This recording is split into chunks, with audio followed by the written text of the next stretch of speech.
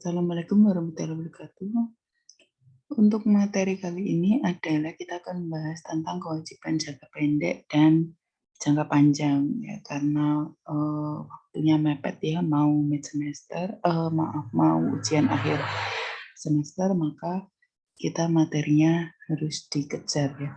Kewajiban yang pertama yaitu nanti kewajiban jangka pendek. Kewajiban jangka pendek itu kewajiban yang jatuh temponya kurang dari 1 tahun ya, atau utang lancar ya. Nah, pengertiannya bisa dibaca sendiri. Kemudian ada beberapa transaksi utang usaha yang termasuk dalam kategori utang jangka pendek ya, atau utang dagang juga bisa tergolong utang jangka pendek jika jatuh temponya pelunasannya adalah kurang dari 1 tahun. Contoh dari utang dagang ya. Langsung contoh ya, pada 5 Januari 2015 PT Kiat Perkasa memberi barang dagang secara kredit dari PT Taji Kusuma sebesar 150 juta dengan termen 2/10 N/31. Berarti potongannya 2%, jangka waktu potongannya itu 10 hari dan jatuh temponya 31 hari. Berarti ini termasuk utang jangka pendek. Barang pedagang tersebut termasuk dalam barang kena pajak. Pada 12 Januari 2015, PT Kiat Perkasa melunasi seluruh utangnya. Ya, perusahaan mencatat barang dagang dengan menggunakan sistem perpetual. Nah, berarti jurnalnya karena perpetual berarti jurnalnya pembelian secara barang secara kredit, persediaan barang dagang debit, PPN ada PPN masukan kan, sebesar 10%, debit kreditnya utang usaha atau utang dagang. Ya. Ini jurnal untuk membeli barang dagang secara kredit. Kemudian ya, karena pembayaran itu dalam masa potongan, ya, karena diminasi pada 12 Januari 2015 dan masih dalam jangka waktu potongan, ya, berarti ada potongan di situ sebesar 2%. Berarti dihitung dulu kas yang harus dibayar perusahaan, ya. Jadi jumlah hutangnya, nominal hutang dikurangi dengan potongan persen potongannya 2% dari 150 juta. Ya. Berarti yang harus dibayarkan adalah 147 juta ya. Utang usaha dikurangi dengan potongan pembelian 3 juta. Berarti untuk transaksi pelunasan utangnya berarti utang usaha atau utang dagang debit ya karena berkurang posisinya di debit, kreditnya potongan pembelian dan kas. Nah, ini pada saat pelunasan utang dagang dengan potongan. Nah, kalau utang tersebut itu dibayar setelah masa potongan berarti tidak ada potongan di situ, berarti utang dagang atau utang usaha kreditnya kas ya. Begitu. Saya kira tidak ada masalah untuk utang dagang. Selanjutnya adalah utang wesel. Utang wesel itu ada jenisnya adalah utang wesel berbunga. Jadi nanti dihitung ada beban bunga weselnya. Ya. Utang wesel ya itu utang dibayar dengan wesel atau surat perjanjian. Ada surat perjanjian hutangnya. Ada surat perjanjian hutangnya atau perjanjian secara tertulis. Ya. Yang harus dibayar oleh perusahaan. Kemudian ada hutang wesel berbunga. Contohnya, pada 10 Oktober 2015 PT Karya Maju Sentosa yang merupakan perusahaan dagang membeli barang dagang secara kredit dengan mengeluarkan wesel sebesar 50 juta, bunga 12%, dan jangka waktu weselnya 60 hari. Pada saat jatuh tempo atau 9 Desember 2015 perusahaan melunasi weselnya. Ya. Perusahaan melunasi weselnya. Nah, kemudian nilai nominal dari wesel adalah 50 juta. Berarti pada saat pembelian dengan wesel, dengan menerbitkan wesel, jurnalnya persediaan barang karena metode perpetual ya, berarti jurnalnya persediaan barang dagang, debit, kreditnya utang wesel sebesar nilai nominalnya. Kemudian selanjutnya adalah pada saat jatuh tempo. Pada saat jatuh tempo perusahaan menutup akun utang Weselnya sebesar nilai nominal, dan di situ ada bunganya, bunga Wesel selama 60 hari. Dihitung dulu bunganya 60 hari, berarti 12% bunga per tahunnya dikalikan dengan 60 per 360, karena jatuh temponya adalah 60 hari, dibagi dengan 1 tahun itu ada 360 hari ya. Berarti per 360 dikalikan dengan nilai nominalnya 50 juta. Berarti diperoleh bunga Weselnya adalah 1 juta. Berarti jurnalnya pada saat jatuh tempo adalah utang Wesel debit sebesar nilai nominal, beban bunga Wesel sebesar bunganya, kemudian kreditnya kas. Ya, ini adalah untuk pencatatan pelunasan utang Wesel. Ya. Untuk bunga Weselnya ya, karena jatuh temponya 60 ya, 60 hari. Berarti kalau satuannya hari, berarti penyebutnya atau yang di bawahnya dibagi dengan hari ya. Kalau beda, kalau misal 2 bulan berarti ini pembilangnya atau atasnya ini 2/12 kayak gitu ya. Ini hanya matematika saja.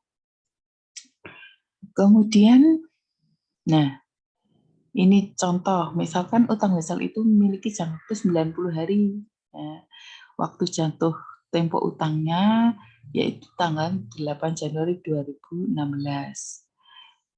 Nah, periode bunga Wesel dengan periode akuntansinya berbeda, sehingga pada akhir periode itu harus ada penyesuaian untuk mengakui bunga. Ya. Berarti bunganya itu, perhitungan bunga berjalannya ya dari 10 Oktober 2015 sampai dengan Desember ya. Ya. Dihitung pada saat pertama kali menerbitkan Wesel ya, 10 Oktober. 10 Oktober sampai dengan 31 Desember 2015 itu ada, berarti kalau dihitung berarti 82 hari. Berarti ada bunga perjalanan 1,366667. Berarti penyesuaiannya beban bunga Wesel debit, kreditnya utang bunga Wesel. Nah, pada saat melaporkan utang Wesel pada neraca, itu termasuk kewajiban jangka pendek di akun pasifa atau sebelah kanan ya. Di bagian kewajiban, itu ada kewajiban jangka pendek, ada utang Wesel dan utang bunga Wesel. Ya, sebesar utang Wesel sebesar nominalnya dan utang bunga Wesel adalah bunga berjalannya. Berarti totalnya ini 51.366.667. Kemudian pada awal periode berikutnya, 1 Januari 2016, perusahaan tidak membuat jurnal penyesuaian kembali atau jurnal balik. Pada saat jatuh tempo Weselnya itu langsung harus membayar utang Wesel untuk tahun 2015 beserta bunga Weselnya untuk tahun 2016 ditambah dengan pokok pinjamannya. Ya, pada saat pelunasan Wesel berarti ya jurnalnya utang Wesel debit, bunga Wesel debit, beban bunga Wesel debit, kreditnya kas. Beban bunga Wesel ini bunga berjalannya. Ya. Sisa bunga berjalan selama 8 hari ya, mulai 1 Januari sampai 8 Januari. Ya.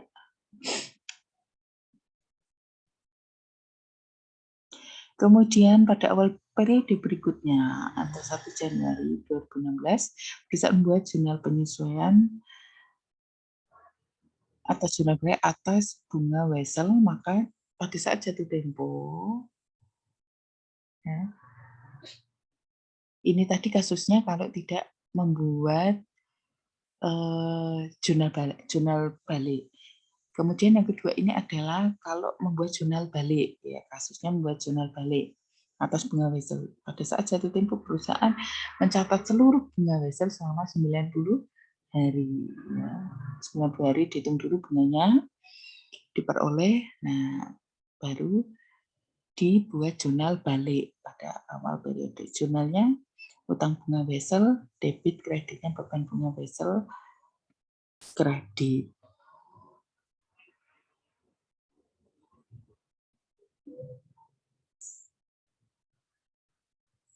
Kemudian pada saat jatuh temponya, pelunasan utangnya, jurnalnya, utang bunga wesel, debit, beban bunga wesel debit, kreditnya kas. Ini selama 90 hari beban bunganya. Kemudian, selanjutnya adalah utang wesel tanpa bunga. Kalau tadi berbunga, sekarang tanpa bunga. Nah, ada istilah diskonto. Diskonto itu nanti kalau ada di utang wesel tanpa bunga itu ada istilah diskontonya. Diskonto itu apa? Diskonto itu adalah selisih antara kas yang diterima dengan nilai nominal weselnya. Itu namanya diskonto. Nah, diskonto utang wesel nanti diamortisasi sebagai beban bunga sepanjang jangka waktu wesel melalui jurnal penyesuaian. Contohnya, pada 1 Oktober 2015, PT Segarindo Murni yang merupakan perusahaan dagang memasuk buah-buahan ke supermarket, minimarket, dan sebagainya. Dalam rangka operasionalnya, perusahaan menerbitkan utang wesel tanpa bunga sebesar 22 juta dengan jangka waktu 4 bulan ke karya bank. Bank mengurangi dengan diskonto sebesar 2 juta. Nah, berarti di sini ada diskontonya ya, 2 juta, berarti pada saat penerbitan utang wesel kepada bank, berarti jurnalnya kas debit ada diskonto debit 2 juta, kreditnya utang wesel. Ya, 2 juta. Kemudian jangka waktu utang wesel 4 bulan. Masa tersebut melibatkan 2 periode akuntansi yang berbeda. Periode tahun 2015 selama 3 bulan dan periode 2016 1 Januari 2016 sampai 1 Februari 2016. Berarti 2 bulan. Ya. Oleh karena itu pada 31 Desember ada penyesuaiannya. Ya, karena ada 3 bulan. Ada 3 bulan, 1 Oktober 2015 sampai 31 Januari 2015, itu berarti ada 3/4 karena jangka waktunya 4 bulan ya. 3/4 dikalikan diskontonya 2 juta. Nah, ada pengakuan beban bunganya. Nah, berarti jurnal penyesuaiannya beban bunga wesel debit, kreditnya diskonto utang wesel sebesar 1,5 juta. Ya.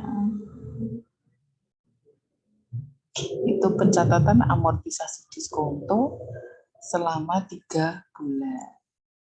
Nah, untuk di laporan keuangan, berarti ini termasuk kewajiban jangka pendek, jenisnya utang wesel tanpa bunga, dan diskonto utang wesel sebagai pengurang dari utang wesel. Kemudian pada awal periode berikutnya, atau 2 Januari 2016, perusahaan tidak perlu melakukan jurnal penyesuaian kembali atau jurnal balik terhadap penyesuaian amortisasi diskonto utang wesel. Pada saat jatuh tempo, perusahaan mencatat 2 jurnal. Yang pertama untuk mencatat amortisasi diskonto utang wesel, yang kedua adalah untuk pelunasan utang wesel tanpa bunga. Yang pertama itu pencatatan amortisasi selama 1 bulan dari 1 Januari dan ke 1 Februari 2016. Ada bunga berjalan di situ 1 bulan. Ya, berarti jurnalnya beban bunga wesel debit, kreditnya diskonto utang wesel selama 1 bulan 500.000. Kemudian,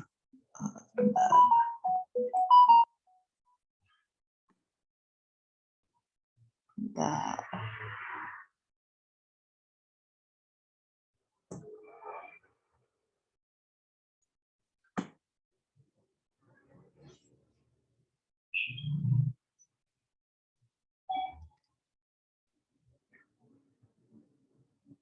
Nah, kemudian pada saat pelunasan, ya pelunasan, jurnalnya utang wesel, kreditnya kas. Ini pada saat jatuh tempo. Kemudian selanjutnya ada transaksi utang pajak. Kalau perusahaan dagang biasanya ada yang namanya PPN ya, berarti utang pajak bisa berupa PPN ataupun PPH. PPH itu untuk PPH badan, untuk PPh badan itu yang pertama, yang kedua adalah untuk PPh pasal 21 untuk karyawannya. Jadi perusahaan harus membayarkan pajak karyawannya. Jadi ada 3 jenis utang pajak di sini. Yang pertama adalah PPN jika dia bergerak di bidang penjualan barang dagang. Yang kedua adalah PPh badan, ya, pajak badan. Kemudian yang ketiga adalah PPh pasal 21, itu PPh karyawan. Itu PPh karyawan yang nanti yang harus disetorkan ke kantor pajak oleh perusahaan. Ya, ada transaksi pajak pertambahan nilai atau PPN sebesar 11%. Ya, sekarang kalau dulu 10%, kalau sekarang per April tahun ini itu sudah naik menjadi 11% PPN. Ada istilah PPN keluaran dan PPN masukan. Ya, PPN keluaran itu adalah apabila perusahaan melakukan transaksi penjualan barang dagang atau jasa kena pajak, perusahaan harus memungut PPN kepada pelanggan. Nah, ini PPN keluaran dari transaksi penjualan barang atau barang dagang atau jasa. Kemudian apabila perusahaan melakukan transaksi pembelian itu masuk pembelian barang atau jasa kena pajak, itu masuk transaksi itu masuk pajak atau PPN masukan. Kalau jual itu kan keluar barang, berarti pajak keluaran. Kalau pembelian berarti masuk barangnya, berarti PPN masukan. Seperti itu caranya mengingat-ingat ya. Nah, yang disetor perusahaan itu PPN yang mana? PPN masukan atau PPN keluaran? Pertanyaannya gitu ya. Yang disetorkan perusahaan adalah selisihnya antara PPN keluaran dan PPN masukan. Nah, itu nanti selisihnya nanti disetor ke kas negara atau ke kantor pajak. Seperti itu ya. Jadi PPN selisih antara PPN keluaran dan PPN masukan. Seperti itu. Contoh. Pada Maret 2015, PT Sejuk Indotama membeli barang dagang secara tunai sebesar 15 juta dan barang tersebut merupakan barang kena pajak. Dikenakan pajak sebesar 10%. Nah, perusahaan menggunakan sistem perpetual dan pencatatan barang dagangnya. Berdasarkan informasi tersebut, besar nilai kas yang harus dibayar adalah 16,5. Kalau ini PPN-nya masih 10% ya, berarti 15 juta ditambah dengan 10%-nya. Berarti yang disetorkan 1,5, berarti 16,5. Berarti membeli berarti PPN masukan ya. Berarti jurnalnya persediaan barang dagang debit, PPN masukan debit, kreditnya kas. Ini untuk pencatatan pembelian barang dagang secara tunai. Kemudian pada tanggal 25 Maret 2015, PT Sejuk Indotama menjual barang dagangan seluruh barang dagangan yang dibeli tanggal 10 Maret. Barang dijual secara kredit dengan harga 20 juta. Barang tersebut barang kena pajak tarif 10%. Nah, berarti dicari dulu PPN-nya berapa. Nah, PPN-nya berarti 10% kali 20 juta. 2 juta. 2 juta berarti 20 juta ditambah dengan PPN-nya. 2 juta. Ya. Berarti 22 juta. Jurnalnya ya ada 2 jenis, yaitu yang pertama pencatatan barang penjualan barang kredit dan mencatat harga pokok yang dijual karena sistemnya perpetual. Jurnalnya piutang usaha debit, kreditnya penjualan barang dagang dan PPN keluaran. Kemudian untuk mencatat harga pokok yang dijual, bukan pokok penjualan atau harga pokok penjualan debit, kreditnya persediaan barang dagang sebesar harga belinya 15 juta. Berarti yang disetor, yang harus disetor ya selisihnya. PPN keluarannya tadi 2 juta, PPN masukannya 1,5, berarti sisanya ada 500.000. Nah, ini adalah yang harus disetor.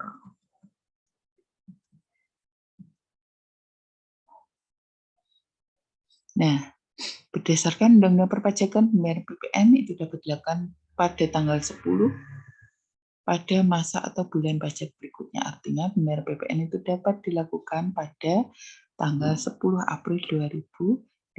Sehingga perusahaan pada tanggal 31 Maret 2015 itu mengakui adanya utang PPN kepada negara. Ya.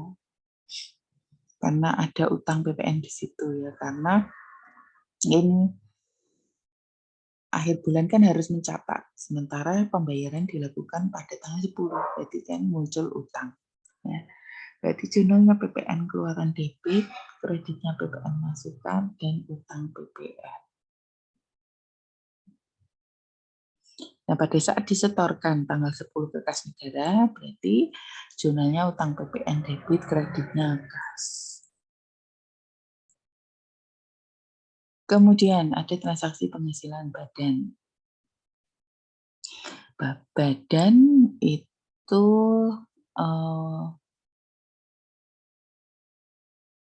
sebesar 25% biasanya. Tarif badan itu 25%. Contoh, langsung ke contoh ya, PPh badan.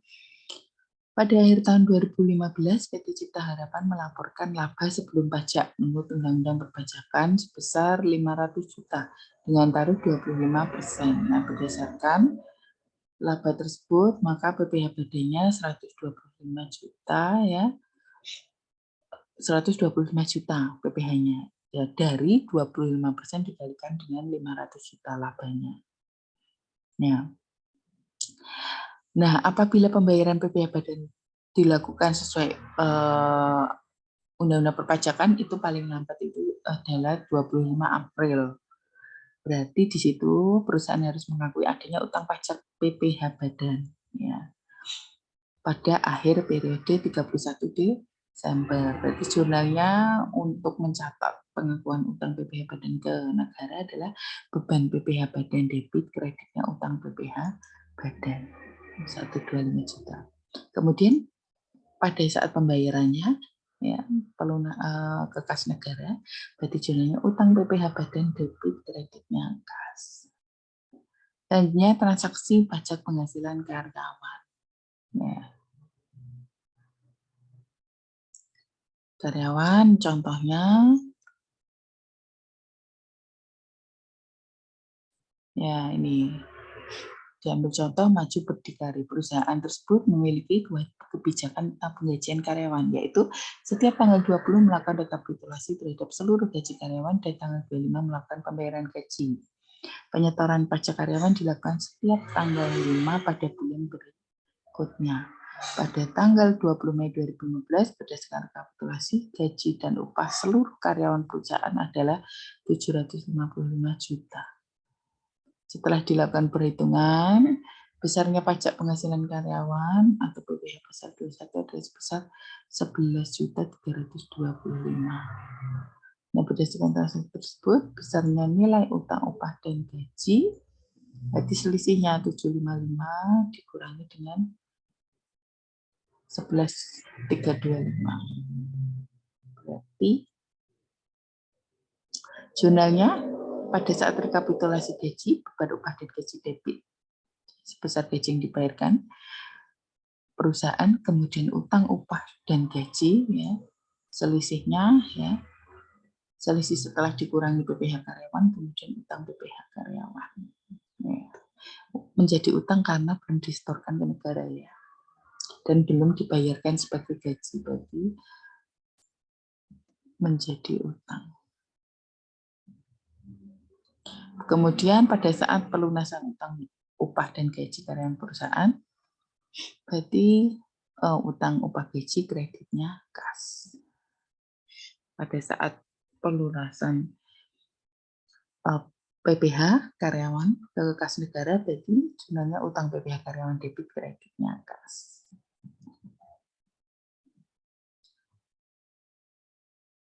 Nah, ini selanjutnya adalah utang dividen. Utang dividen, ya. Utang dividen itu adalah dari penetapannya dari rapat umum pemegang saham, ya. Jadi biasanya membagi dividen kepada pemegang saham itu lewat rapat umum pemegang saham. Nah, dividen itu apa? Dividen itu adalah laba perusahaan yang dibagikan pada pemegang saham. Ya. Nah, jenis dividen itu dibagi perusahaan itu berupa kas atau ada juga yang aset non kas. Nah, kalau wujudnya itu aset non kas,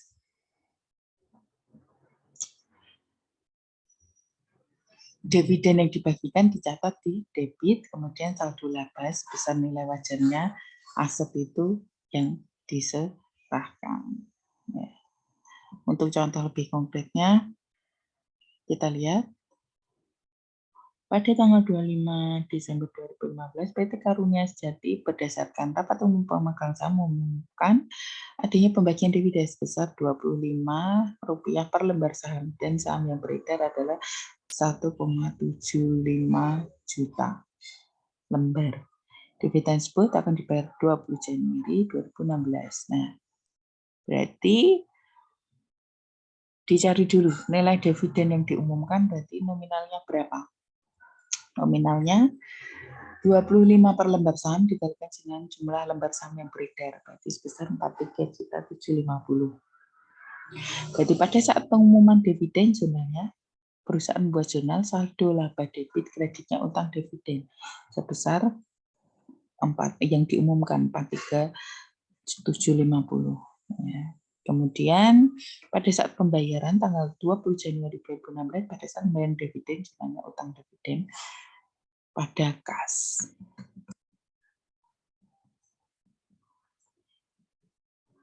Selanjutnya utang garansi.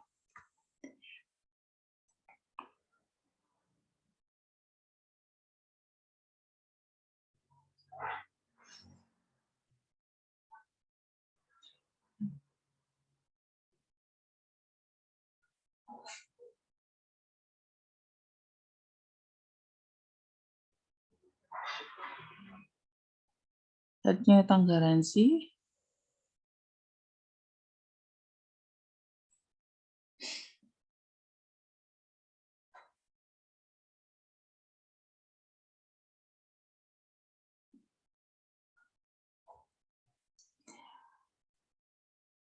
Gini, ini merupakan strategi perusahaan untuk meningkatkan penjualan barang atau jasa. Ya. Strateginya salah satunya adalah memberikan garansi kepada pelanggan, seperti misalkan memberi jaminan reparasi gratis, jaminan pembagian suku cadang gratis, dan sebagainya. Ya. Prakteknya itu banyak sekali perusahaan yang memberikan garansi terhadap produk atau jasa yang dijual, ya, untuk memastikan bahwa ada jaminan kualitas pada produk atau jasanya. Ya, nah ini harus diestimasi. Garansi itu ada utang garansi atau kewajiban garansi itu harus diestimasi. Langsung aja contohnya ya. Selama tahun 2015, PT Cahaya Elektronika mampu menjual secara tunai pendingin atau AC sebanyak 2.000 unit dengan rata-rata 3,5 juta per unit. Harga tersebut sudah termasuk garansi untuk suku cadang selama 1 tahun.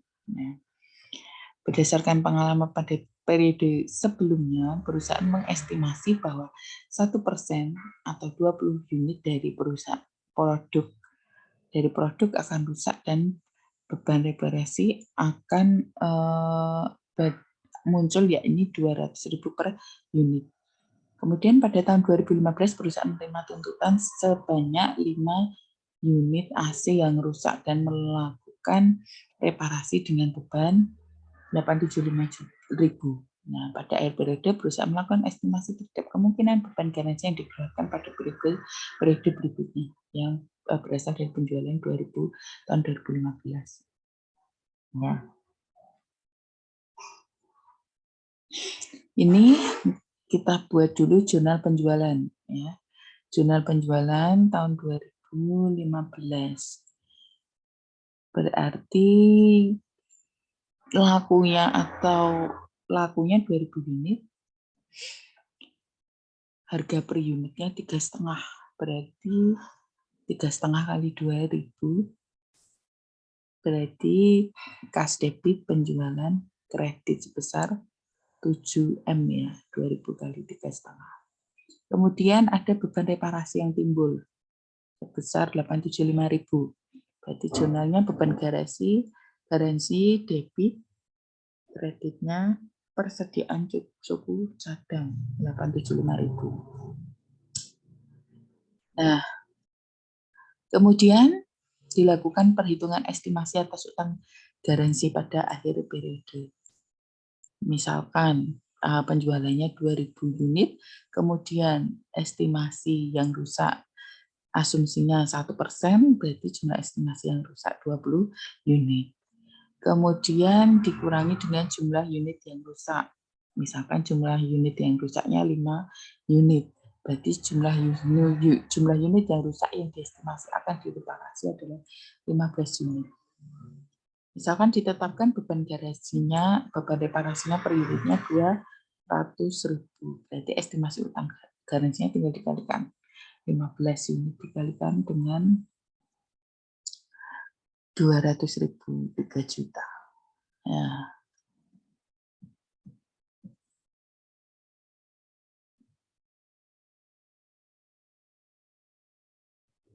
Oke. Kemudian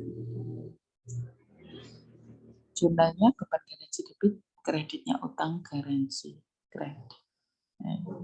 Untuk mengestimasi utang garansi pada akhir periode. Nah, untuk yang dilaporkan di laba rugi besarnya beban garansi tahun 2015 itu adalah reparasi yang tahun 2015 ditambah dengan estimasi garansinya 3 juta. Berarti yang dilaporkan adalah 3875. Itu. Kemudian selanjutnya adalah utang kontingensi.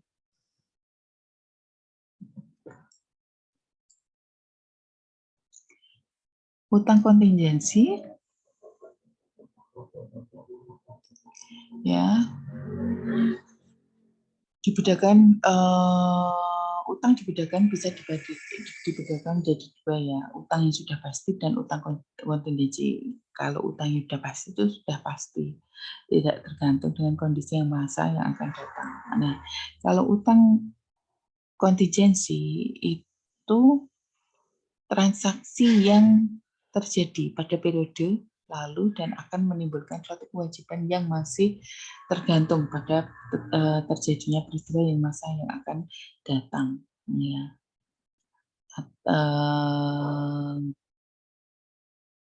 Sehingga kewajiban atau utang kontingensi itu belum muncul pada tanggal penyusunan neraca, sehingga ada dan tidaknya itu tergantung pada peristiwa yang akan datang. Ini termasuk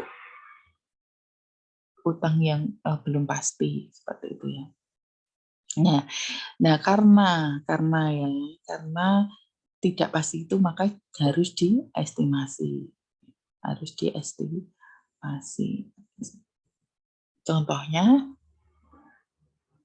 Contohnya adalah PT Majustosa, perusahaan bergerak di bidang jasa cleaning service untuk perkantoran dan apartemen.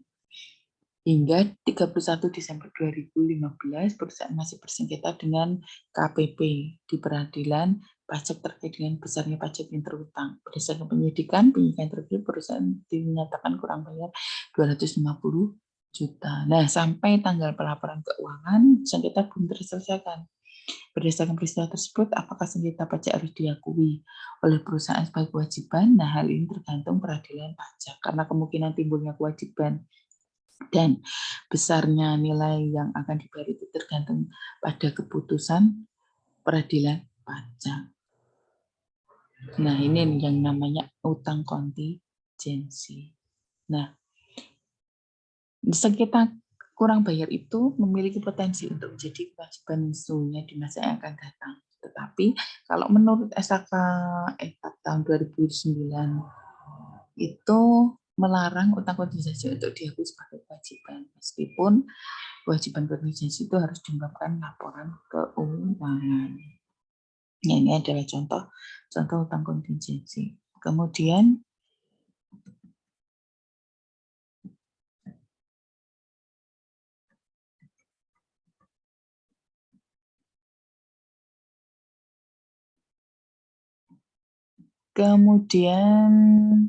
ada beberapa transaksi jangka panjang yang masuk kategori jangka pendek, ya. Jadi bisa direklasifikasi. Yang tadinya utang jangka panjang dijadikan utang jangka pendek. Contohnya aja secara singkatnya itu, misalkan ada utang jangka panjang, misalkan 5 tahun. 5 tahun. Nah, 5 tahun itu nanti bisa berubah menjadi jangka pendek jika direklasifikasi, ya. Atau misalkan menginjak tahun keempat, ya. Menginjak tahun keempat, ini nanti karena jangka waktu pelunasannya itu masih 1 tahun lagi, bisa direklasifikasi menjadi utang jangka pendek. Seperti itu contoh cara umumnya, ya. Untuk upah dan gaji bisa dipelajari sendiri, ya. Selanjutnya kita masuk utang jangka panjang. Utang jangka panjang secara definisi, ya, adalah utang yang jatuh temponya lebih dari 1 tahun, ya. Ada utang wesel, termasuknya adalah utang wesel jangka panjang, ya. Utang wesel itu bisa dibagi menjadi 2, jangka panjang dan jangka pendek. Kalau tadi jangka pendek, ya, yang sudah kita bahas. Yang sekarang yang kita bahas adalah utang wesel jangka panjang. Contohnya adalah langsung pada contoh, pada tanggal 31 Desember 2015, PT Karya Bina Perdana meminjam dana sebesar 300 juta kepada Bank Mandiri Persada dengan menandatangani wesel. Tingkat bunga wesel 12%, pelunasan weselnya dengan 3 kali angsuran tahunan. Ya. Berdasarkan transaksi wesel tersebut, PT Karya Bina Perdana mencatat ke dalam jurnal, ya, pada saat peminjaman utang wesel berarti sebesar nilai nominalnya pas pada utang wesel, ya. Kemudian selanjutnya adalah angsuran utang wesel jangka panjang. Pada umumnya pelunasan utang wesel bersifat jangka panjang dilakukan dengan angsuran periode.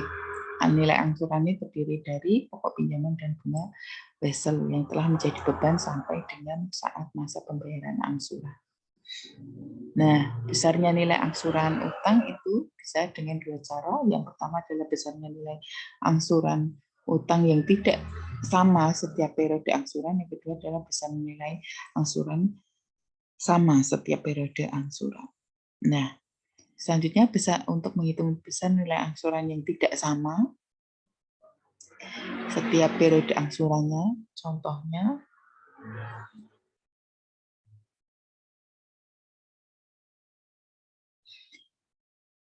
angsuran yang pertama yang harus dibayar pada 31 Desember 2014 terdiri dari utang pokok wesel sebesar karena 3 bulan, ya.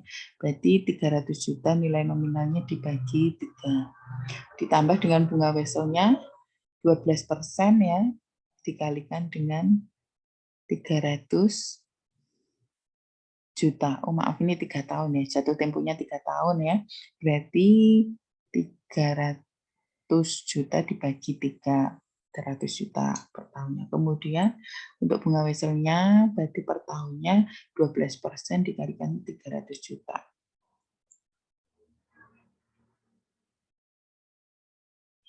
Nah, berarti untuk angsuran pertama pencatatan jurnalnya adalah utang wesel debit, beban bunga wesel debit, kreditnya kas. Ya. Kemudian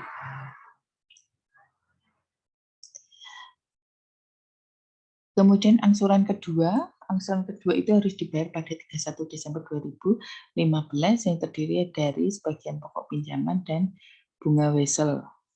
Dihitung berdasarkan sisa pokok utang pada awal periode. Berarti 300 juta dikurangi tadi pembayaran angsuran pertama 100 juta berarti tinggal 200 juta. Kemudian untuk bunganya berarti 12% dari 200 juta, 24 juta. Berarti jurnalnya utang wesel debit 100 juta, beban bunga wesel 24 juta, kasnya 124 juta. Ini pembayaran angsuran kedua, ya. Kedua ini bukan pertama. Kedua. Kemudian angsuran ketiga atau angsuran terakhir yang harus dibayar. Berarti dikurangi lagi, berarti kan tinggal 100 juta. Dengan 100 juta pokok pinjamannya berarti nilai bunganya 12% kali 100 juta. 12 juta berarti pada saat angsuran ketiganya utang wesel debit, beban bunga wesel debit kreditnya 112 juta. Nah, selanjutnya besarnya nilai angsuran utang sama setiap periode angsuran. Ya, ini metodenya, perhitungannya itu dengan didasarkan pada konsep nilai waktu dari uang atau time value of money. Ya, menggunakan rumus konsep nilai sekarang. Ya.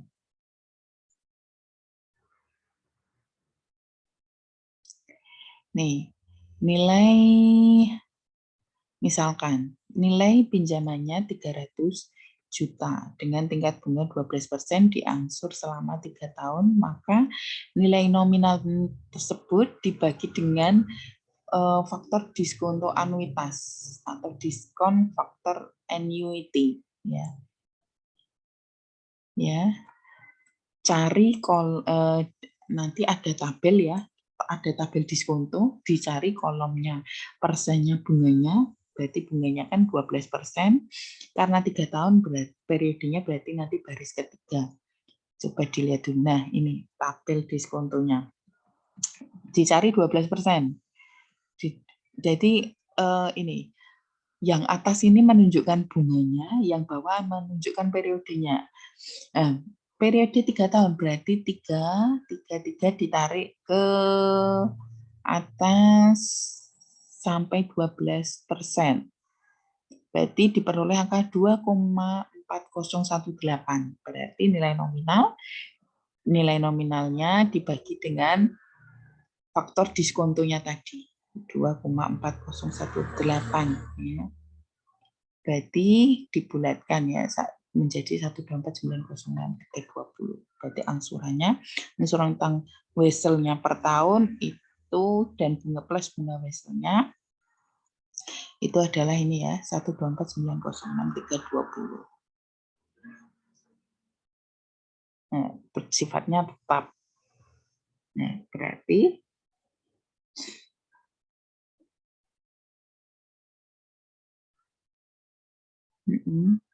ini pada tahun 2014 saldo awalnya 300 juta, utangnya 300 juta, angsuran periodenya tetap, ya, tadi dihitung sudah. Kemudian beban bunganya 12%, 12 kali 300. Kemudian berarti selisihnya, ya, bagian pokok utangnya selisihnya antara angsuran periodik dan beban bunga. Berarti saldo akhirnya, jumlah saldo awal dikurangi ini bagian pokok utangnya 88.906. Nah, ini saldo akhirnya. Saldo akhir utang menjadi saldo awal 2015. Berarti nanti beban bunganya 12% dikalikan ini, ya, saldo awal. Seperti itu. Dengan jatuh temponya. Kemudian jurnalnya berarti Jurnal untuk angsuran pertama berarti jurnalnya utang wesel debit, beban bunga wesel debit kreditnya kas. Jadi sebesar ini ya 124. Berarti utang weselnya kan sebesar bagian pokok utangnya. Kemudian beban bunganya ini ya 36 juta, kemudian kreditnya apa kas itu sebesar angsuran periodik. Ini setiap tahun harus dibuat ya. Jadi langkahnya tadi menentukan nilai waktu dulu, nilai sekarang dulu dengan faktor diskonto, tabel diskonto. Ya, nilai apa? Jumlah hutang atau nilai nominalnya dibagi dengan faktor diskontonya, ya, diperoleh jumlah angsuran per periodiknya, kemudian dibuat tabel seperti ini baru jurnalnya. Seperti itu. Kemudian untuk pembayaran angsuran kedua ya sama jurnalnya, tinggal berdasarkan tabel. Jurnal pembayaran angsuran ketiga.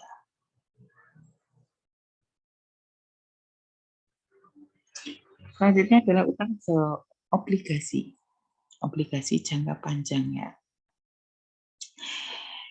Ada beberapa, dibagi beberapa ya. Ada obligasi berdasarkan jatuh tempo ya. Jatuh tempo itu bisa dibedakan menjadi obligasi biasa dan obligasi berseri ya.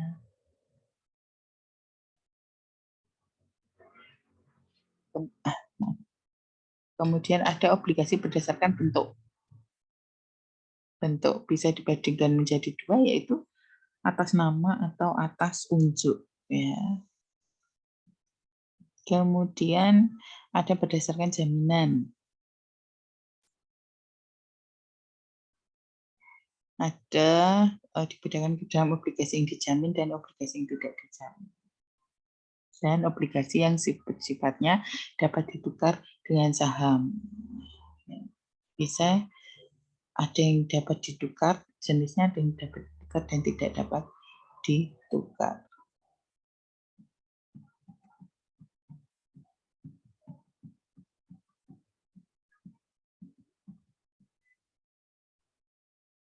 Nah, ini ya. Obligasi ya, itu ada penerbitan dan penjualan obligasi. Ya. Ya.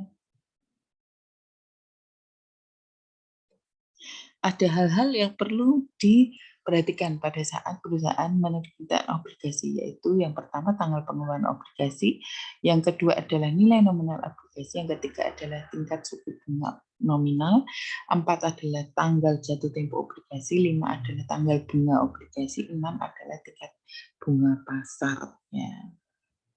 Ini harus diperhatikan. Nah, ini ya, ada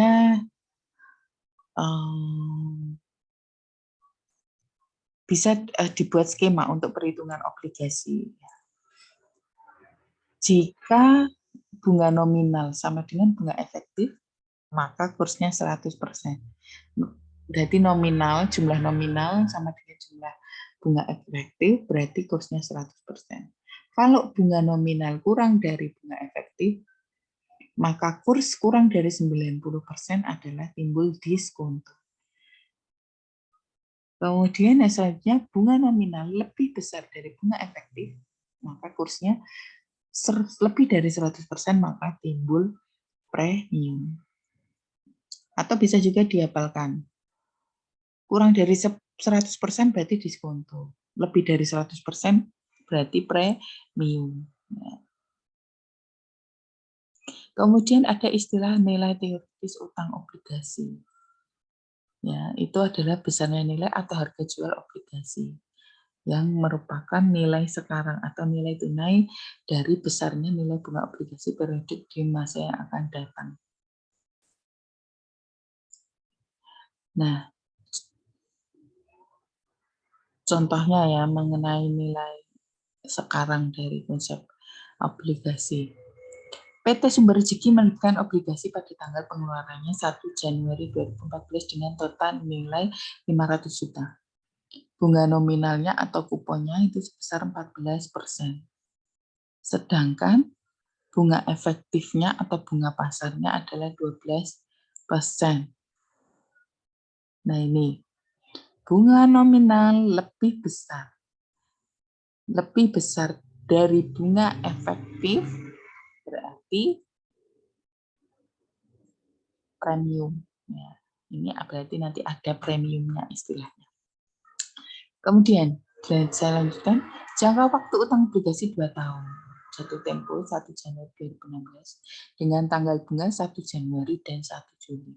Berdasarkan informasi tersebut, besarnya nilai obligasi yang harus dibayar setiap periode bunga selama 4 semester masing-masing adalah sebesar, karena ini sebesar 6 per 6 bulan ya, 2 tahun per 6 bulan.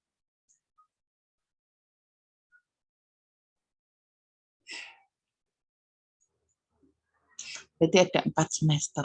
Ya. Berarti untuk tiap-tiap masing-masing ya, untuk masing per semesternya atau per 6 bulannya, berarti bunganya 6 per 12 kalikan dengan 14. Bunga nominalnya berarti 35 juta. 6 per 12 kalikan 14% kali nilai nominalnya 500 juta. Nah, pada saat jatuh perusahaan harus melunasi utang obligasi 500 juta. Nah, selanjutnya dihitung konsep nilai sekarang dari utang obligasi dengan bantuan. Kalau tadi tabelnya beda ya. Tadi kalau kita tadi konsepnya nilai sekarang tapi dengan menggunakan tabel diskonto anuitas. Kalau ini dengan present value, tabel present value.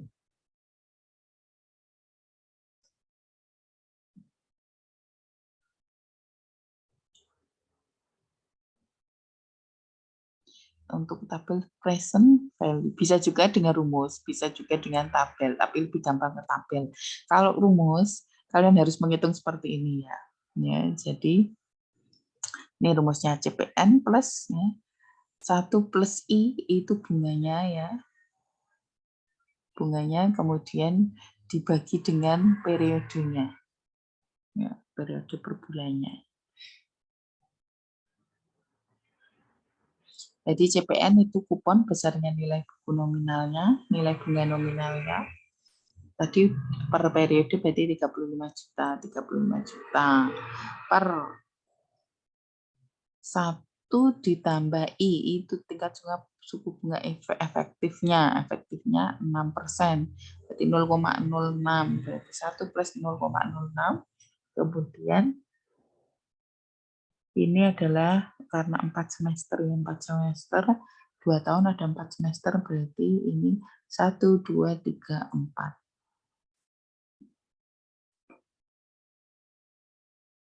1, 2, 3, 4, kemudian ditambah dengan par. Par itu adalah nilai pari atau nilai nominalnya. Nilai nominalnya berarti tadi berapa? 300 juta. Berapa ini tadi?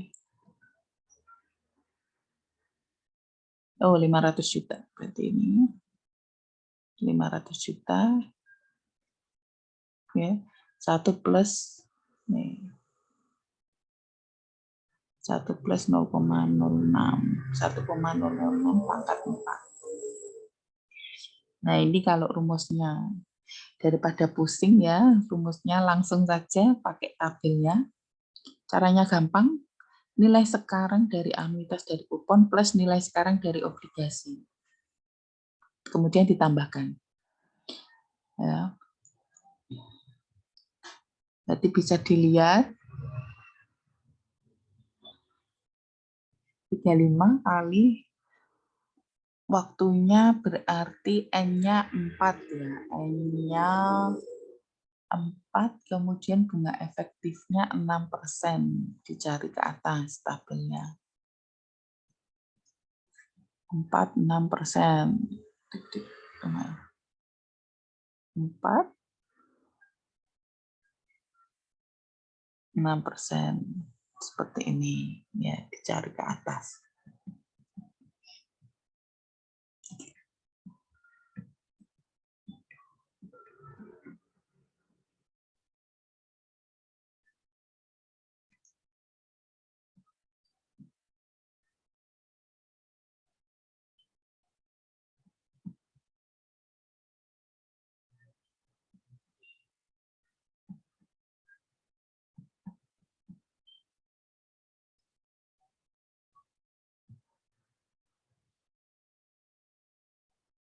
Ya.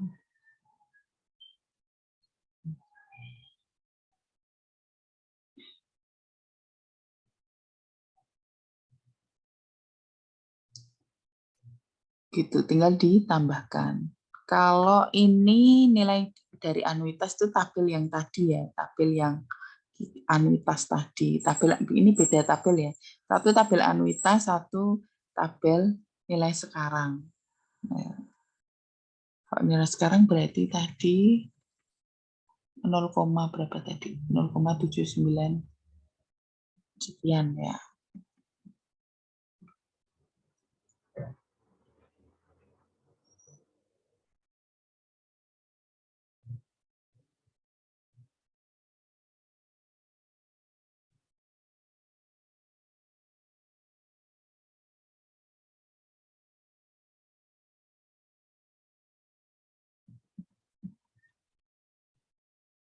Ya, 7921 nih. Kalau yang anuitas yang tadi ya, cari. Nah, yang ini. Yang ini. 6% berarti 1, 2, 3, 4. Sini. 3,4651. Ya, berarti yang angsuran bunga itu pakai tabel anuitas, yang obligasi nilai nominalnya dengan tabel yang tadi. Ya, beda-beda. Tinggal dikalikan aja. Kemudian ditambah. Lebih simpel, lebih gampang. Ya. Nah, kemudian selanjutnya, berdasarkan kedua metode perhitungan, maka berdasarkan nilai sekarangnya tadi dibandingkan ya, dari obligasi adalah sebesar 517,328,500. Sedangkan nilai nominalnya adalah 500 juta. Ya. Sehingga timbul premium obligasi. Karena nilai nominal lebih besar, tadi ada ketentuannya di atas ya, nilai nominal lebih besar dari, nih ketentuannya, kembali ketentuan atasnya harus diingat-ingat.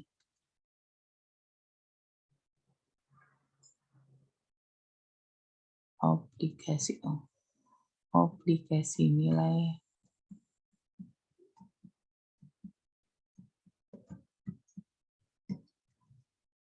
ini tadi.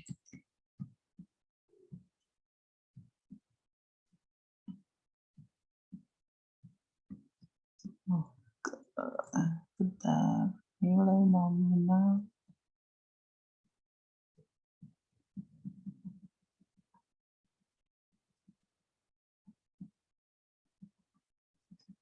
Nah, ini ya.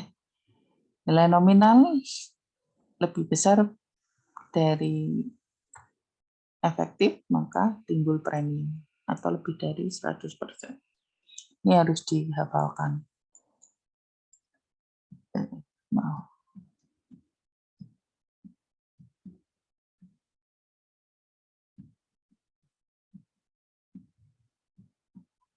Sampai mana tadi? Nah, nih. Ya.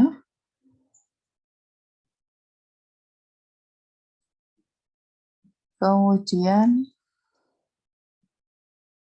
selanjutnya adalah penjualan obligasi pada tanggal bunga. Ya. Jadi perusahaan nanti mencatat transaksi penjualan obligasi ke dalam jurnal dengan mendebit akun kas dan mengkredit utang obligasi. Besarnya kas diterima adalah sebesar harga penjualan obligasi. Nilai utang obligasi sebesar nilai nominalnya. Selisihnya nanti dicatat bisa diskonto maupun premium. Contohnya, obligasi yang terjual sebesar nilai nominalnya. Ya, contohnya ini, misalkan pada tanggal 1 Januari 2011, PT Sukses Makmur menerbitkan budgetnya 100 lembar dengan nilai nominal 5 juta. Berarti nilai nominal 5 juta dikalikan 100, 500 juta. Tingkat bunga kuponnya 14% selama 6 tahun dengan periode pembayaran bunga 1 Januari dan 1 Juli. Pada tanggal penerbitan, seluruh obligasi terjual dengan kurs 100%. Ya, atau harga jual bersih sama dengan bunga nominalnya, sehingga bunga efektifnya sama dengan bunga nominalnya. Berarti tidak ada premium ataupun diskonto ya. Jadi pada saat pencatatan utang obligasi jangka panjang, kas debit kreditnya utang obligasi sebesar nilai nominalnya. Kemudian obligasi terjual di atas nilai nominal. Berarti ya ada nilai sekarangnya, ada nilai sekarang dari obligasi, ada pokok obligasi dan bunga obligasinya. Nah, langsung aja ke contoh. Pada tanggal 1 Januari 2011, PT Maju Sejahtera menerbitkan obligasi sebanyak 200 lembar dengan nilai nominal 2.000. Berarti 200 kali 2.000. 400 juta. Kemudian suku bunga efektifnya 12, kuponnya, tingkat bunga kuponnya 14%. Ya. Kemudian tingkat suku bunga efektifnya 12%. Diingat-ingat, tingkat bunga lebih besar dari bunga efektif, kupon lebih besar dari bunga efektifnya berarti premium. Ya. Umur obligasi 5 tahun, periode pembayaran bunga 1 Januari dan 1 Juli. Pada tanggal penerbitan, seluruh obligasi terjual dengan kurs 107. Nanti di situ ada 107 lebih dari 100 berarti premium, kurang dari 100 berarti diskonto, yaitu sebesar 107% dikalikan dengan nilai nominalnya, yaitu sebesar 429.438.520. Ya, berarti untuk pencatatan utang obligasi jangka panjang, kas debit, kreditnya utang obligasi dan premium utang obligasi.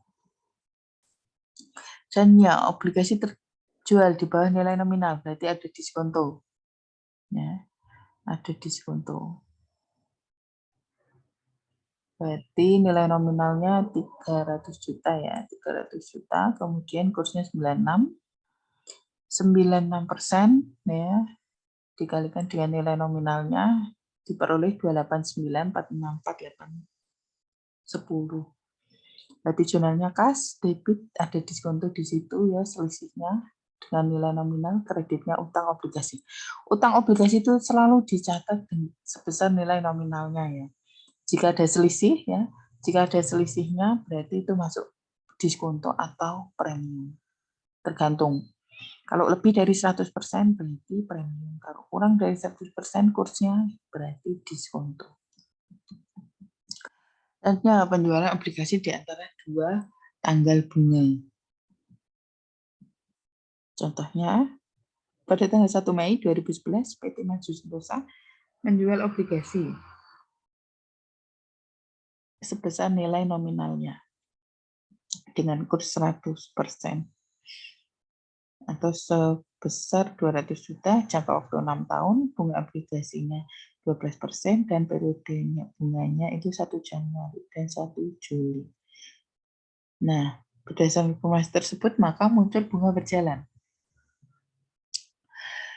Bunga berjalan dari 4 bulan ya, antara 1 Januari sampai dengan 1 Mei.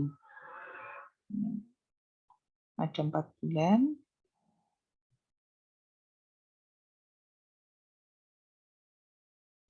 Dari 1 Januari, kalau dibuat skema ya, kalau dibuat ini berarti 1 Januari sampai 1 Mei.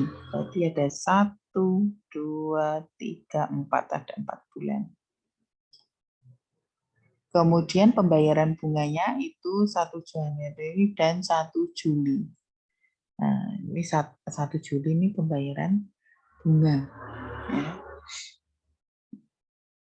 Pembayaran bunga 1 Juli berarti ya 2 bulan. Ya. Itu. Kemudian periode bunga obligasinya 6 bulan.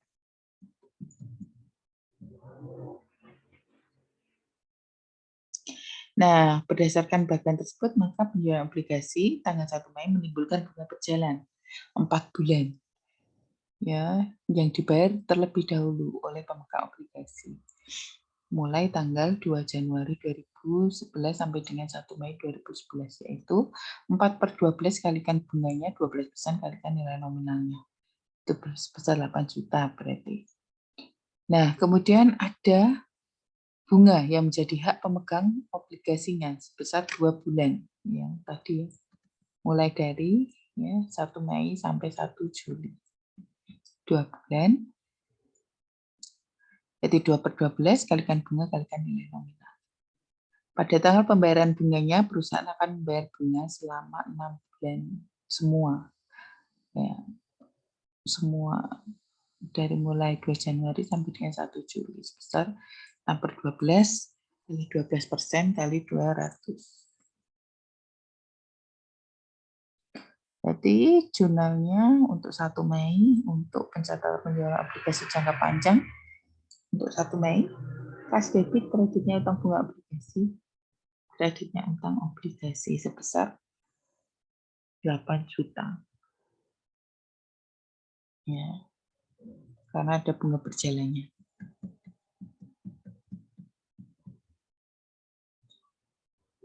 Kemudian pembayaran bunga nominal atau kupon. Jadi setelah penerbitan atau penjualan obligasi, secara periodik perusahaan harus membayar bunga obligasi pada periode bunga untuk masa bunga yang telah lewat atau berlalu. Ya. Ini tidak ada mengabaikan antara tanggal penjualan obligasi maupun tanggal penerbitannya, sama atau berbeda itu tidak pengaruh.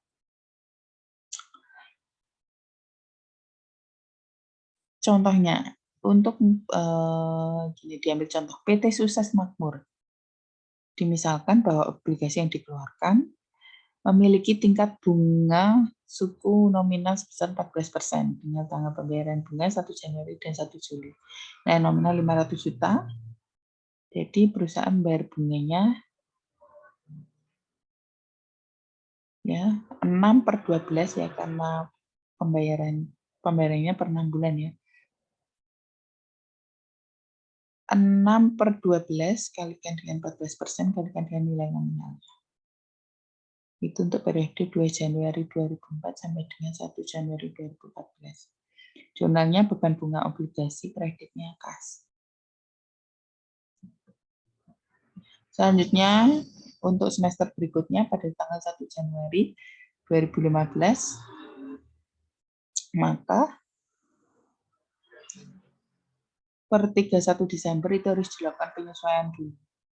Ya, penyesuaian untuk beban bunganya. Jurnalnya berarti beban bunga obligasi, kreditnya utang bunga. Setelah itu, pada saat pembayaran bunga, pada saat 1 Januari pembayaran bunga 2015 baru dicatat jurnal atas pembayaran bunga, utang bunga obligasi, debit, kreditnya kas.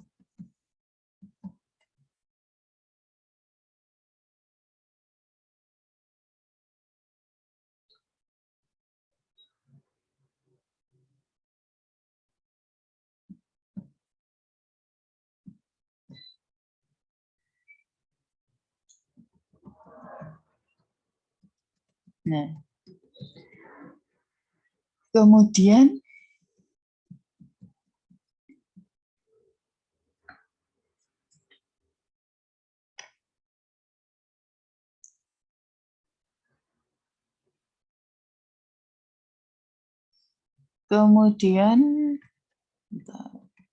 ini pembayaran kupon sudah.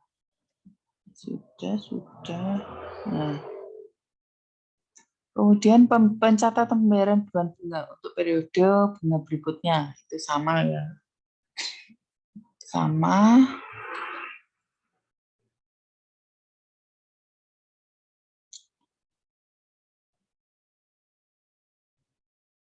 Nah, ini apabila tanggal penjualan obligasi itu tidak sama dengan tanggal penerbitannya, maka bunga berjalan itu akan muncul dengan perusahaan menerima uang muka di antara kedua tanggal pembayaran bunga. Ilustrasinya, Misalkan penjualan dilakukan pada 1 Mei 2011 dan pembayaran bunganya 1 Januari dan 1 Juli, perusahaan melakukan pembayaran bunga pada periode pertama atau semester pertama selama 6 bulan pada tanggal 1 Juli 2011. Dengan perincian 4 bulannya merupakan bunga berjalan sebesar 8 juta dan 2 bulannya adalah hak pemegang obligasi sebesar 4 juta. Sehingga total yang dibayarkan adalah 12 juta. Sehingga untuk pencatatan jurnal untuk pembayaran bunga obligasi periode pertamanya, jurnalnya utang bunga obligasi debit, beban bunga obligasi debit, kreditnya kas. Kemudian untuk pembayaran beban bunga semester 2 atau berikutnya, dilakukan penyesuaian ya, ini tadi, beban bunga pada utang bunga. Kemudian pas pada saat pembayaran bunga, utang bunga obligasi pada kas. Kemudian selanjutnya adalah amortisasi diskonto dan premium utang obligasi. Nah, diskonto dan premium ini nanti harus diamortisasi. Ada beberapa metode untuk amortisasi diskonto dan premium. Yang pertama adalah metode garis lurus, yang kedua adalah metode bunga efektif. Ya. Metode garis lurus. Untuk metode garis lurus, ini proses amortisasinya itu dapat dilakukan dengan mengalokasikan besaran nilai yang sama untuk setiap periode. Jadi nanti sama periodenya. Contoh, pada tanggal 1 Januari 2011, PT Maju Sejahtera melakukan transaksi penjualan obligasi 429,438,520 atau kursnya 107% sehingga terjadi premium 29,438,520. Umur obligasinya 5 tahun. Dengan nilai nominal 400 juta, tingkat suku bunga nominal 14%, suku bunga efektifnya 12%. Pembayaran 1 Januari dan 1 Juli pembayaran bunganya. Kemudian berarti besarnya amortisasi berarti karena pembayarannya itu adalah setiap 1 semester atau 6 bulan, berarti umur obligasinya 5 tahun kan 5 tahun. 5 tahun berarti kan ada dikali 2. Ya, karena 1 tahun kan 2 semester. Berarti 5 kali 2, 10. Berarti amortisasinya dibagi 10. Nah, berarti jumlah amortisasi dibagi 10. Berarti untuk jumlah amortisasi untuk premium untuk semester pertama atau 6 bulan pertama adalah premium utang obligasi debit, kreditnya beban bunga obligasi. Untuk semester kedua sama ya, premium utang obligasi, debit kreditnya bunga obligasi.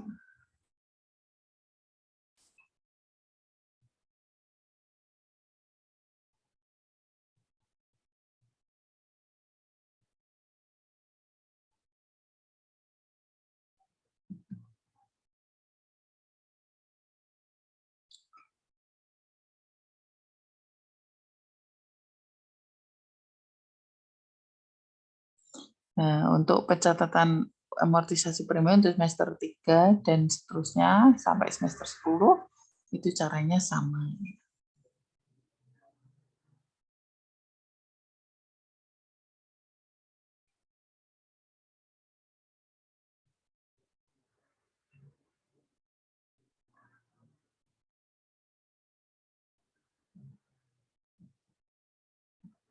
Nah, ini amortisasinya. Dengan metode garis lurus dibuat tabel seperti ini. Yang pertama ini amortisasinya ini ya, berarti tadi sudah dihitung 29,438,520 dibagi 10.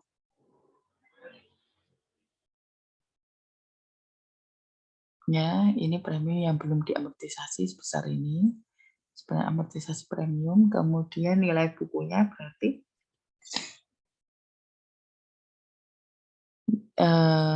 kalau premium ditambah ya, kalau diskonto mengurangi ya.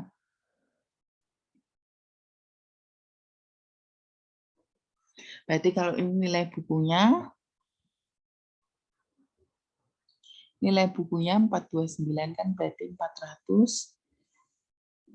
Maaf, nilai nominalnya adalah nilai buku akhir periodenya berarti kan 400 juta ya, 400 juta ditambahkan dengan premiumnya. Berarti 429, 438, 520. Menjadi saldo awal tahun pertama. Beban bunganya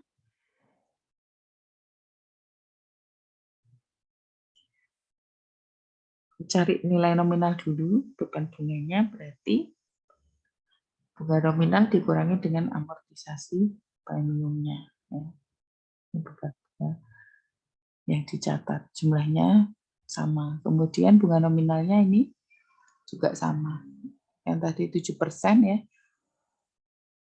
14% per tahun. Berarti bagi 2 per semester 7%. 7% dikalikan dengan nilai nominalnya. Ya. Amortisasi premiumnya sama. Yang bedanya belum diamortisasi. Ya. Jadi awal ini ya dikurangi dengan ini. Berarti 29438520 dikurangi 2 943852 masuk sini. Kemudian nilai bukunya berarti 429438520 dikurangi ini ya premiumnya. Dikurangi premiumnya. Nah, ini sampai kembali ke nilai nominal. Untuk jurnalnya pada saat penyesuaian, jadi premium debit, premium utang obligasi debit, beban bunga debit, kredit utang bunga obligasi. Ya. Preminya sebesar nilai premium, beban bunganya ini sebesar ini ya, beban bunganya, kemudian kreditnya, besar utang obligasinya, angsuran untuk angsuran pertama. Pada saat pembayaran bunga semester kedua berarti utang bunga obligasi pada kas.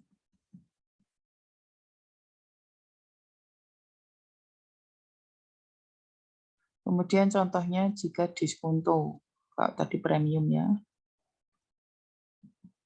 Jika diskonto, contohnya pada tanggal 1 Januari 2011 perusahaan menjual 100 lembar dengan kurs 96 atau senilai 289. Nilai nominalnya 3 juta, berarti 3 kali 100, 300 juta. Nilai bunga nominalnya 13%, bunga efektifnya 14%, umur obligasi 5 tahun, pembayaran bunga 1 Januari dan 1 Juli, diskontonya 10 juta, 535.190. Berarti amortisasi diskontonya 10.535, 190 dibagi 10. 1053519. Berarti jurnalnya beban bunga obligasi, debit, kreditnya diskonto.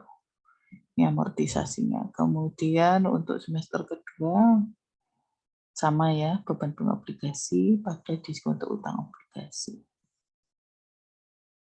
Kemudian, nah ini amortisasinya untuk utang obligasi diskonto ya, hampir sama ya, sama dengan tadi. Diskontonya tadi 10 juta sekian, 10.535.190. Ya. Kemudian nilainya 300 juta ya, berarti kan nilai bukunya ini ya 289 mana tadi? 289 464 810 nilai bukunya. Kemudian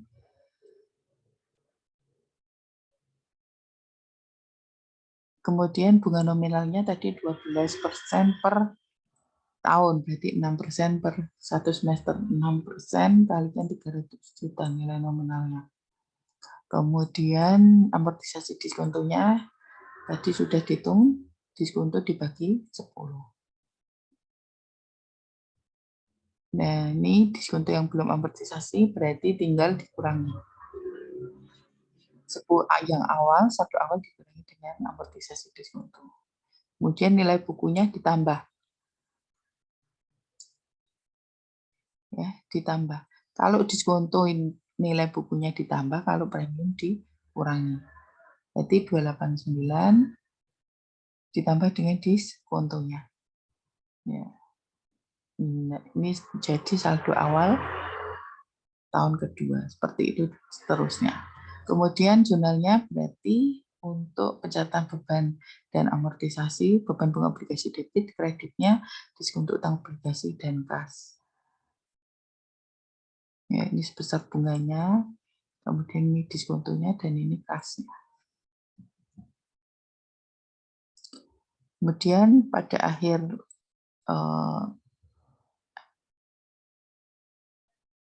periode,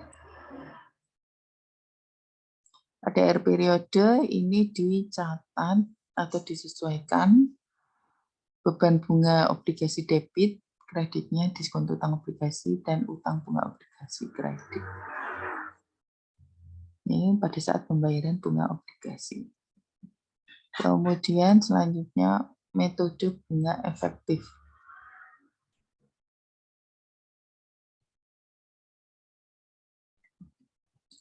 Metode bunga efektif itu alokasinya besar nilainya sama untuk setiap periodenya.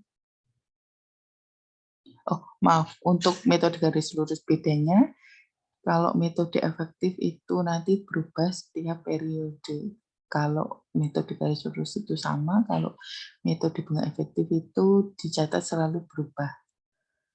Nah, contohnya, 1 Januari 2011 PT Maju Sejahtera melakukan transaksi penjualan obligasi senilai senilai 14.943.820 dengan kurs 107%. Premiumnya berarti 29.438.520, umur obligasinya 5 tahun, nilai nominalnya 400 juta, tingkat suku bunganya nominal 14%, suku bunga efektifnya 12%. Tanggal pembayaran bunga 1 Januari dan 1 Juli, berarti premiumnya berarti nilai penjualan dengan kurs 107% dikurangi dengan nilai nominalnya. Jadi premiumnya sebesar 29.438.520. Bunga obligasi tiap semesternya dihitung, bunga obligasinya nilai bunga nominalnya 14% dikalikan dengan 6/12 karena per semester ya, dikalikan dengan nilai nominalnya, berarti itu 28 juta.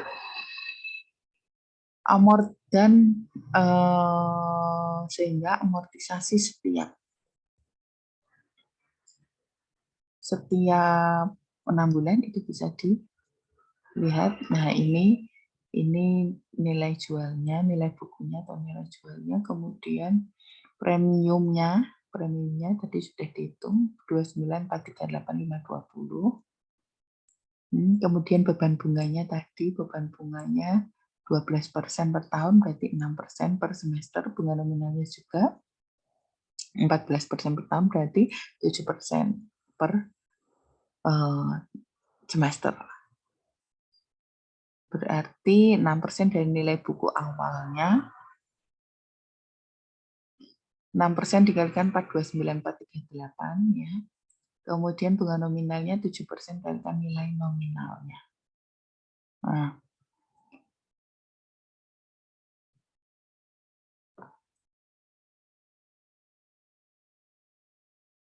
Nah, kemudian untuk nilai buku awalnya ini beda-beda kan ya. 6% kalikan untuk tahun pertama berarti pakai nilai buku yang ini. Untuk tahun yang kedua berarti pakai nilai buku yang pertama gitu ya. Kemudian yang tetap itu hanya bunga nominal. Amortisasi premiumnya itu adalah selisih dari beban bunga yang dicatat dengan bunga nominalnya. Selisihnya itu amortisasi premiumnya. Nah, ini yang membedakan. Makanya jumlahnya berubah-ubah. Ini tinggal nilai buku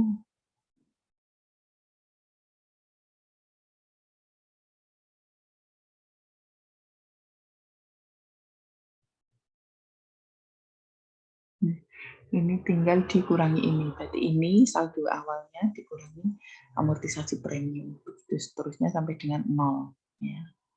Ini juga nilai bukunya dikurangi dengan premium yang belum diamor. Maaf, ini nilai buku akhirnya dikurangi dengan amortisasi premium sampai dengan kembali ke nilai nominal. Untuk pencatatannya, berarti premium utang obligasi debit, kreditnya beban bunga obligasi sebesar premiumnya.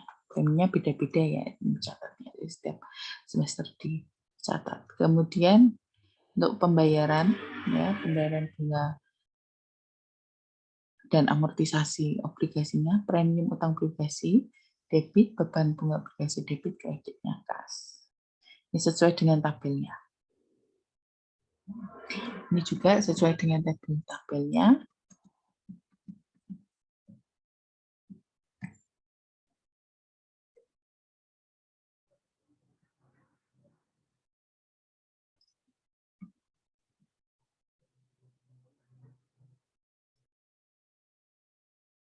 Ya. Kemudian selanjutnya adalah pelunasan pada saat jatuh tempo obligasi. Misal pada tanggal 1 Januari 2011 itu penjual obligasi sebanyak 100 lembar dengan kurs 97 itu sebesar 2.897.0120, nilai nominalnya berarti 300 juta ya. Jadi di situ ada diskonto. Nah, pada saat pelunasan obligasi pada saat jatuh tempo berarti debit utang bunga obligasi, kreditnya kas besar nilai nominalnya. Kemudian jika ditarik sebelum jatuh tempo,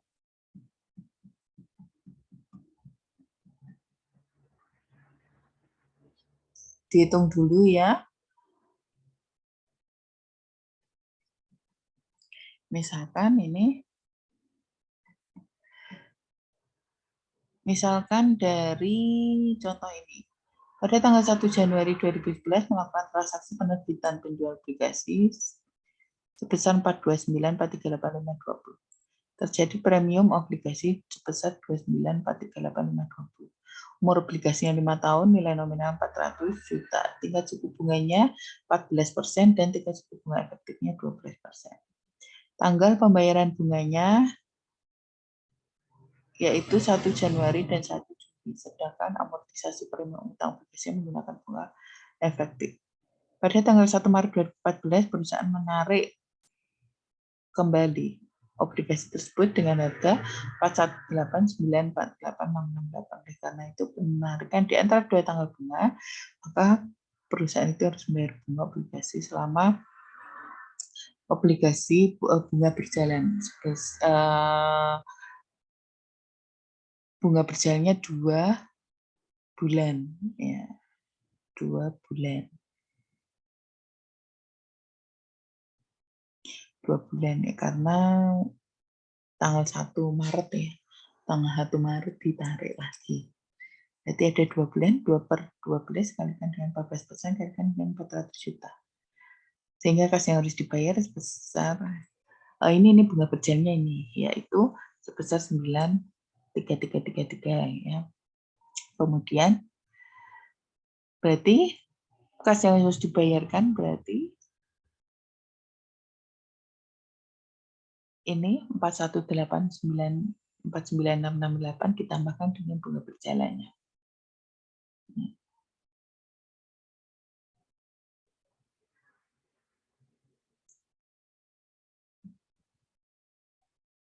Kemudian pada itu dihitung bahwa nilai buku utang obligasinya sebesar 414.801.651. Sehingga penarikan obligasi itu mengalami rugi sebesar 414.847. Amortisasinya tadi ya yang sudah tabel-tabel di atas tadi dihitung ya. Itu adalah 1,056,177. Sedangkan pada saat penarikan utang obligasi terdapat bunga berjalan sebesar 9,3333. Nah,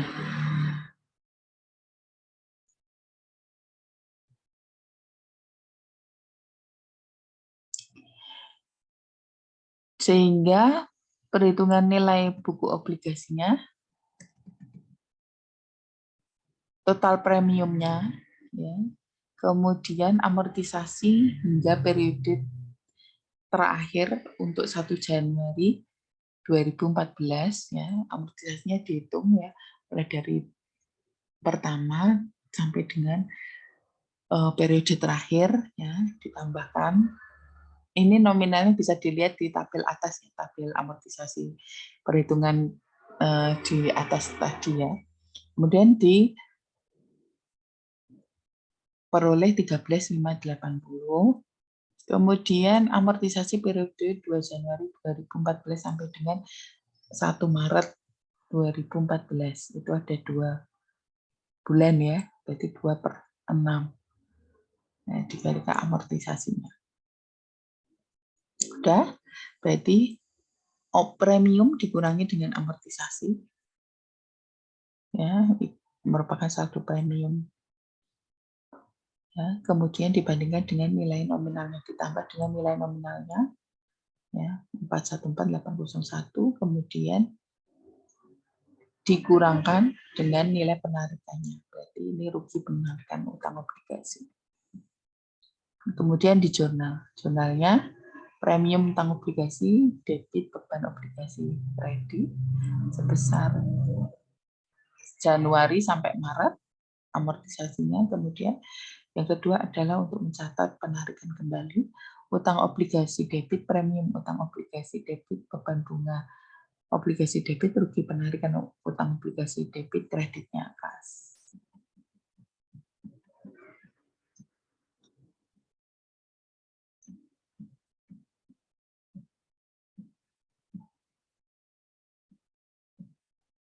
Nah, untuk utang jangka panjang sampai di sini, kita lanjutkan minggu depan, ya.